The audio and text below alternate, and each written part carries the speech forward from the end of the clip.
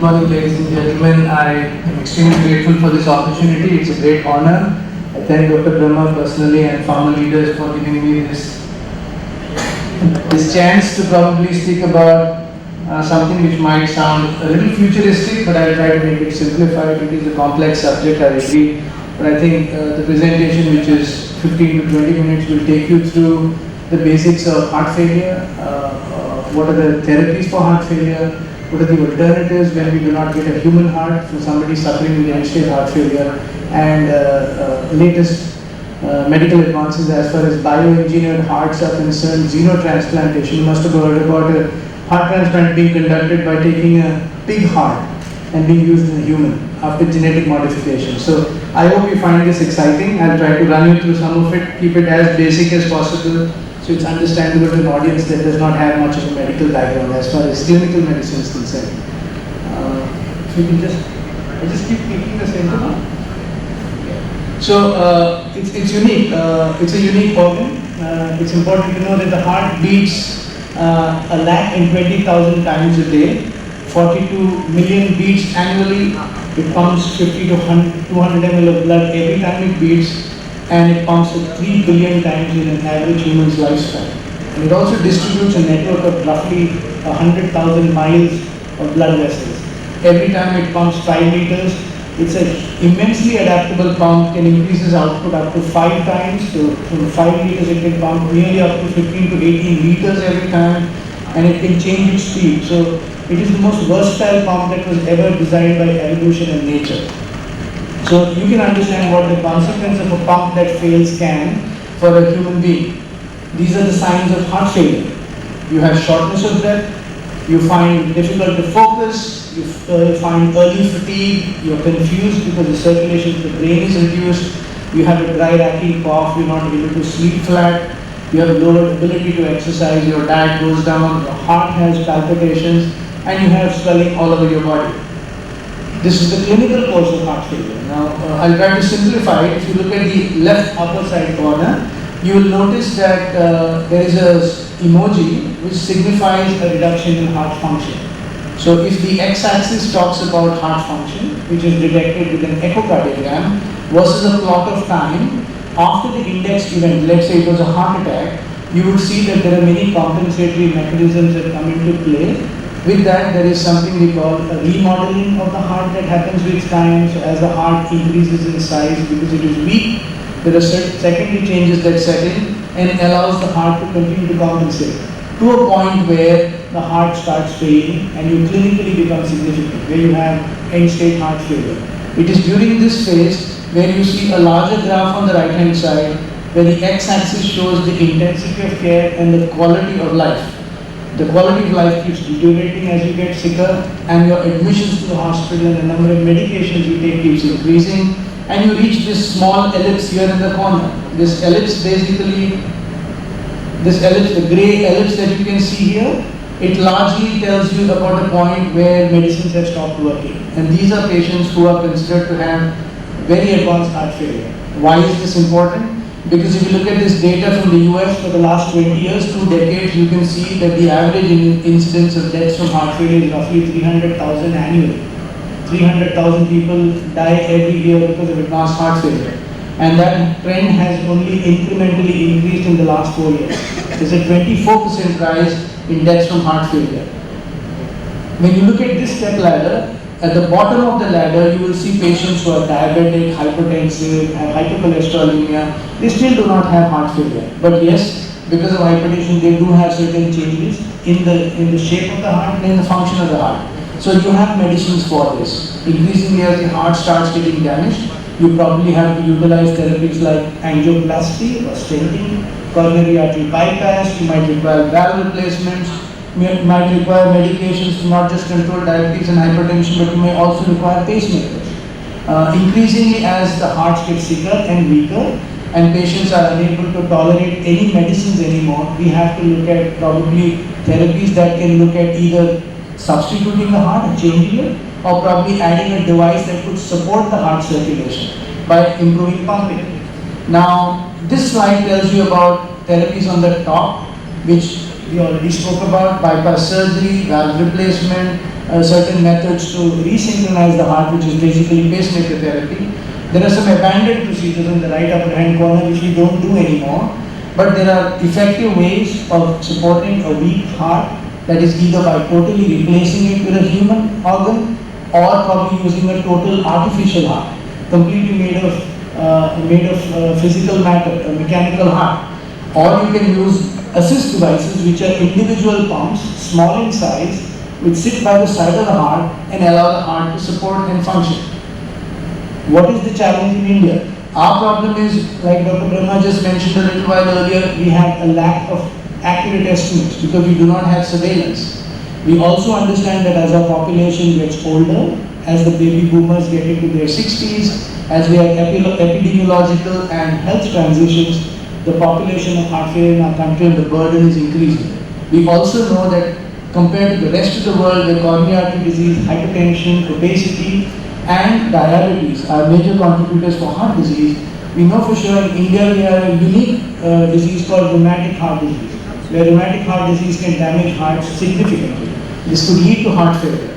So we presumably have a much larger number than this what you see on your screen in the left upper hand corner. 6.2 million adults in India suffer from advanced heart failure, end-stage heart failure. Of them, 600,000, 10% of them approximately, have very severe high-grade heart failure, where they are so sick that they probably are looking at the end of life within the next 24-48 months. And the median survival for patients who are in that window is only 2.5 years, in spite of the best medicines. What they need is, they need a human heart. We need to have over 350,000 hearts donated in this country every year to save these patients. Unfortunately, our donation numbers are dismal.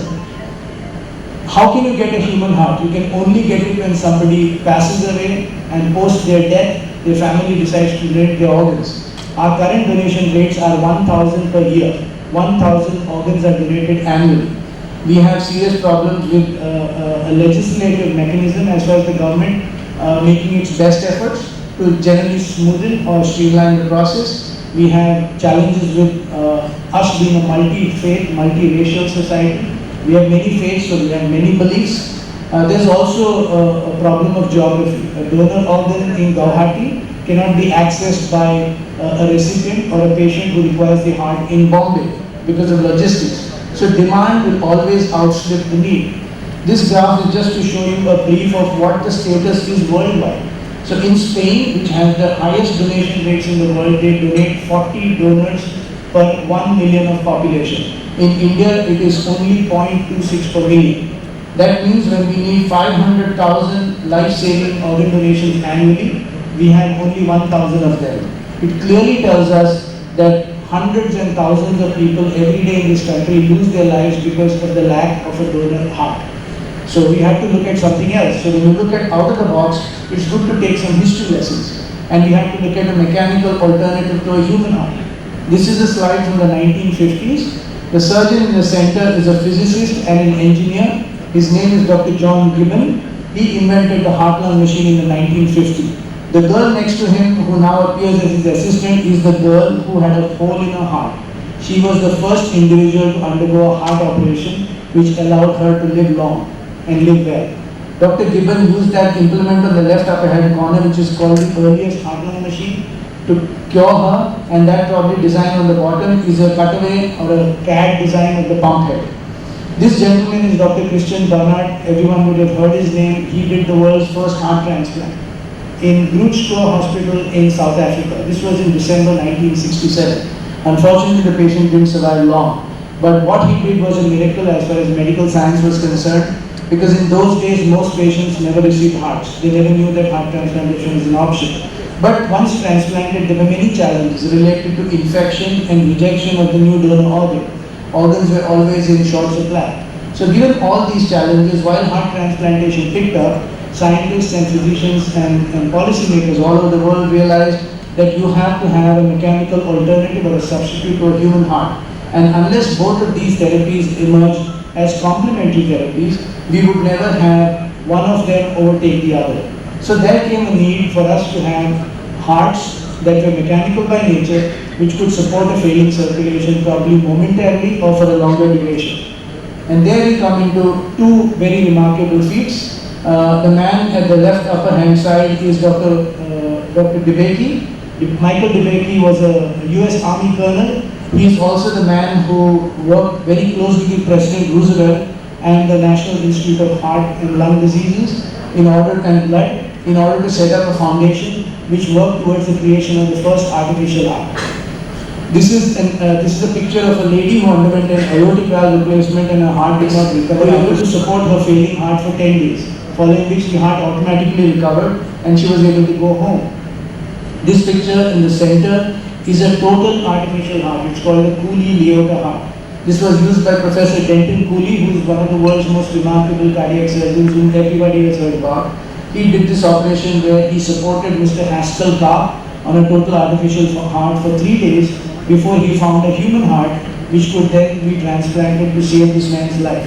Unfortunately, because of multiple interventions, the patient did not survive the procedure, but these two procedures set the trend for future researchers to be able to figure a way on how we could have a total artificial or a partial assist device. So when human beings have challenges, they normally look at, we get into the field called biomimicry.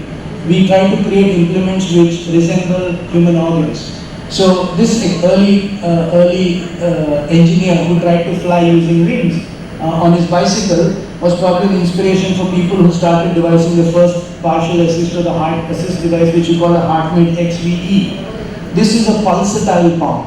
It would pump between 8 to 12 liters of blood every minute. It was partially used only to support the failing left ventricle.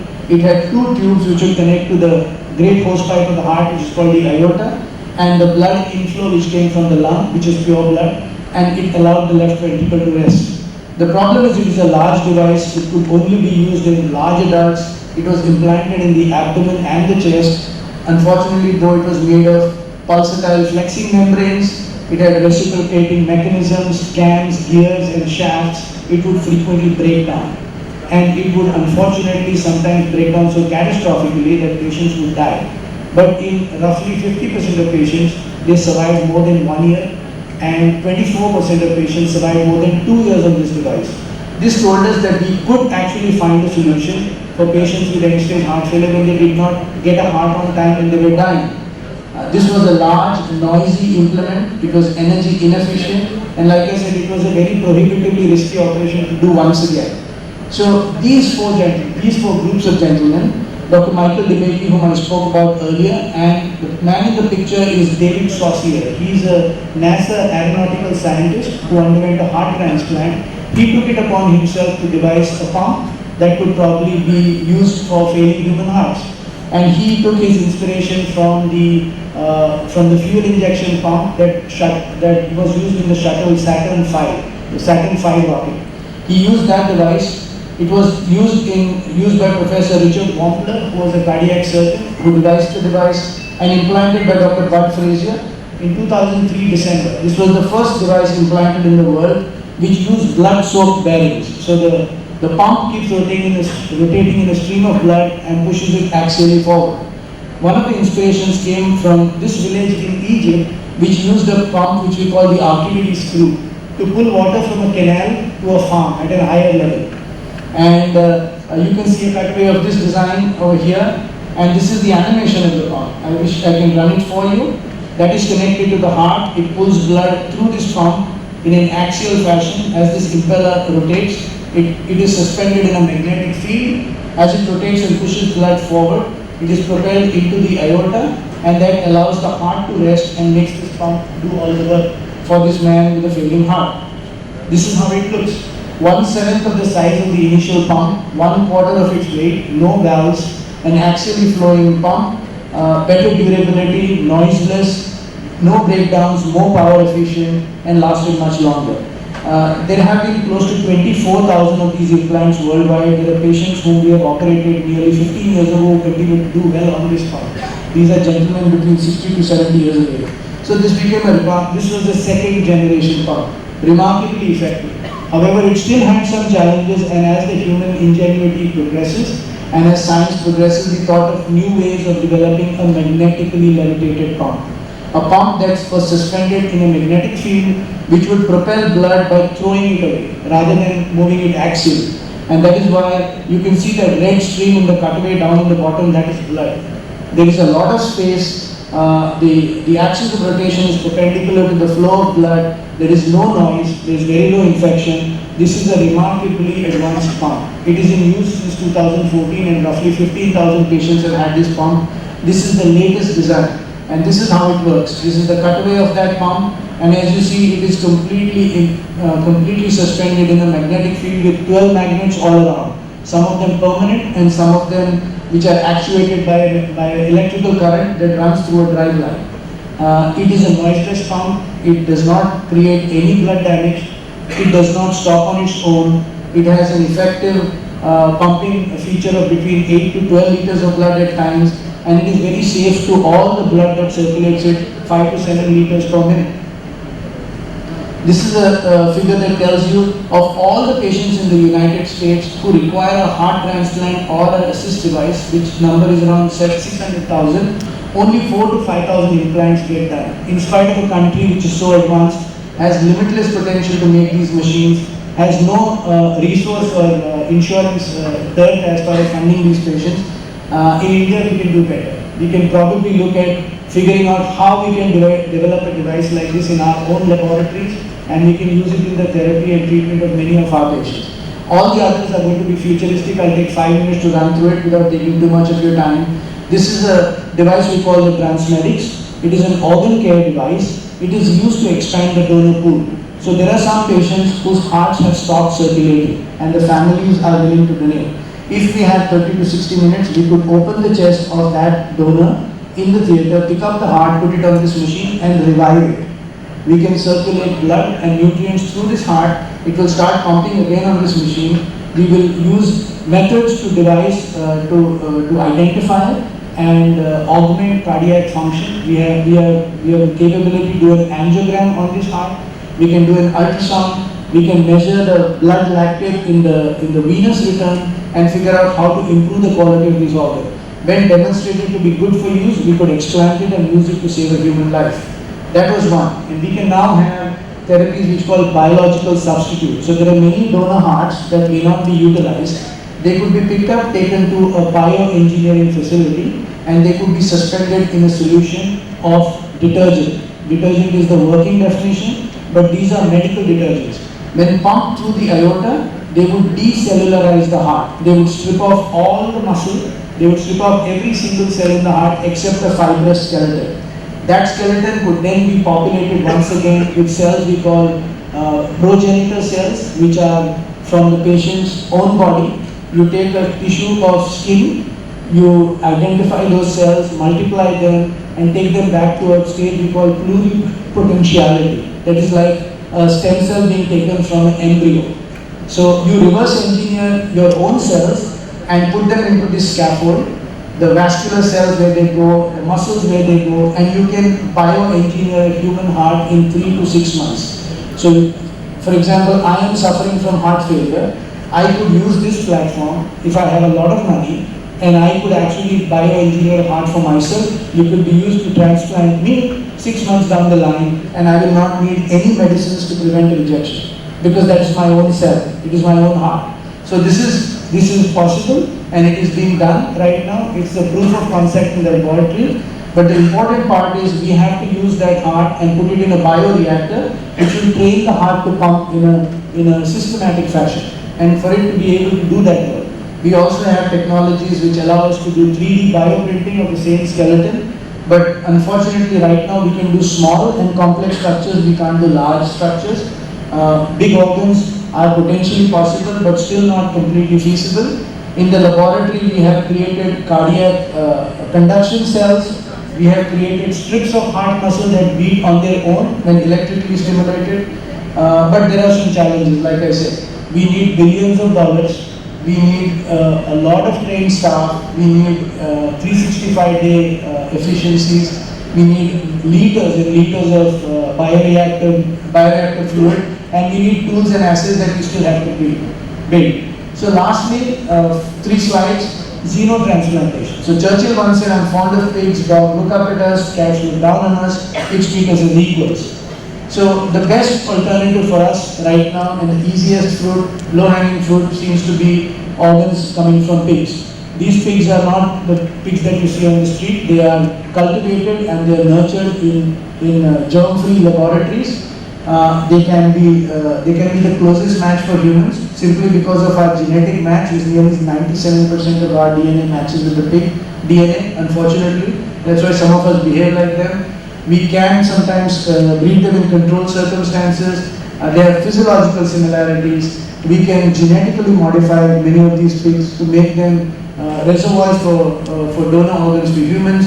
We can treat them with antibiotics, we can vaccinate them, and a million other things. But there are a few challenges, and the most important being the transmission of a virus we call the cytomegalovirus from a pig to a human. That has been taken care of. We have mechanisms to eliminate the cytomegalovirus, and what is most important is this DNA clipping tool, we call it CRISPR-Cas9. That is an enzyme that allows us to remove certain segments of the pig's DNA which have an endogenous map for a retrovirus. A retrovirus is a lethal virus which comes into the human population, can create the same havoc that COVID caused in human beings a few years ago after vertical transmission. So our technology allows us to remove these genes.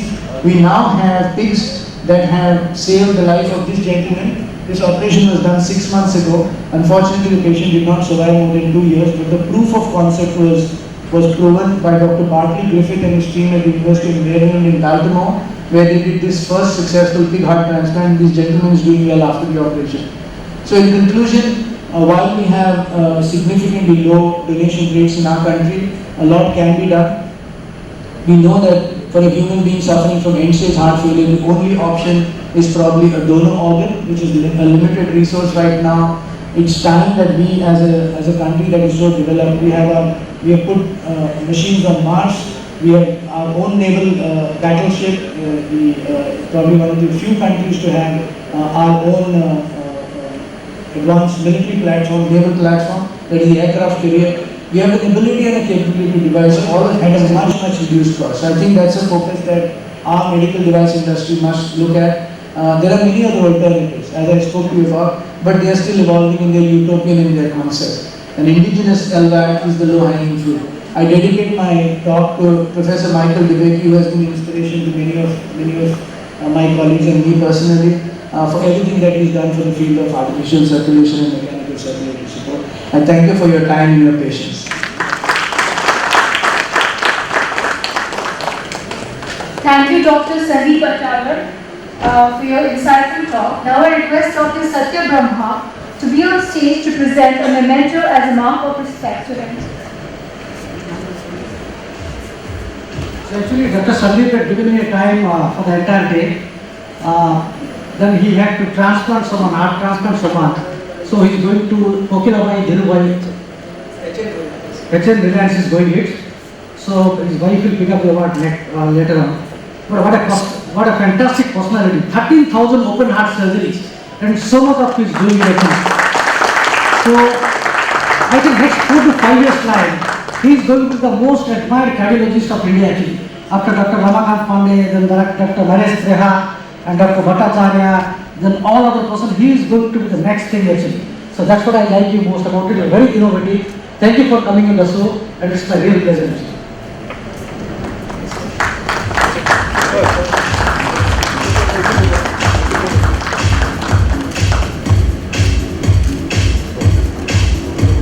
Small moment.